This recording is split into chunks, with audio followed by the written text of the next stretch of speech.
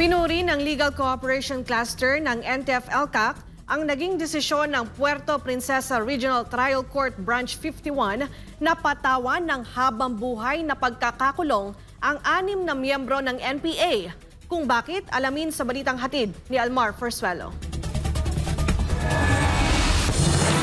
Makalipas ang 5 taon ay pinatawan na ng habang buhay na pagkakakulong ng Puerto Princesa Regional Trial Court Branch 51 ang tinaguriang Palawan 6 na miyembro ng komunistang teroristang grupong New People's Army o NPA na nahuli noong taong 2019 sa lungsod ng Puerto Princesa sa Palawan. Kinilala ang mga bandidong rebelde na sina Ronces Paragoso, Glendil Malabanan, Rembuan Biner, Huelito Tanilon, Jenny Ann Bautista at Lumpat Awing. Matatandaan na naaresto sa Barangay San Jose sa Palawan ang mga nabanggit na NPA member noong October 14, 2019 at na-recover sa kanila ang mga baril, bala, mga pampasabog at mga subversibong dokumento maging ang uniforme ng NPA at ang bandila ng makakaliwang grupo ay nakuha rin sa mga ito. Kasong paglabag sa RA 10591 o illegal possession of firearms at paglabag sa RA 9156 o illegal possession of explosives device ang isinampa laban sa kanila. Kaugnay nito, pinuri naman ng Legal Cooperation Cluster ng National Task Force to End Local Communist Armed Conflict or NTF-ELCAC ang naging desisyon ng Regional Trial Court ng Palawan kaugnay sa ipinataw na hatol sa 6 na miyembro ng NPA. Sa inilabas na pahayag ng Legal Cooperation Cluster ng NTF-ELCAC, ang naging desisyon ng Regional Trial Court ay bunga ng metikulosong pagdinig at presentasyon ng mga ebidensya na siyang pinakamataas na batayan sa lahat ng korte. Kaya naman sinasamantala ng LCC ang pagkakataong ito upang paalahanan ng lahat na maging maingat sa pagbansag sa mga kaso bilang gawa-gawa lamang